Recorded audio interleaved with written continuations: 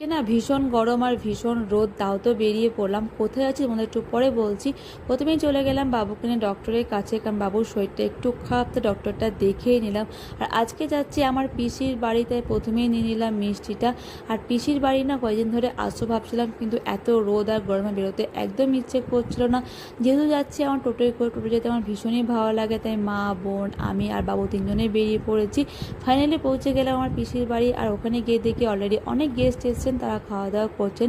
পিসি আমাদেরকে দিতে প্রথমে কোল্ড ড্রিঙ্কস, তারপর চা, তারপর আমরা খাওয়া দাওয়া করি। এদিকে বাবুকে দেখো দোলনায় বসতে হবে, ভীষণ কান্নাকাটি করে, একদম বসবে না, কিন্তু আমি বসি তাও ভীষণ কান্নাকাটি করে।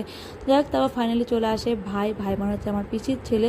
সে দুই ভাগ্নের সঙ্গে ভীষণ খেলাধুলা করে, আমার পুত্র আর আমার দিদির মেয়ে। তো যাই হোক, ওরা দুজন খেলাধুলা করে তারপর আমরা অনেকক্ষণ গল্প করি। তারপর চলে আসলাম বাড়ি আসার ভিডিওটা একদম করা হয়নি, কারণ ভীষণ কান্নাকাটি করছিল। তো বাই, তোমরা প্লিজ চ্যানেলটা সাবস্ক্রাইব করে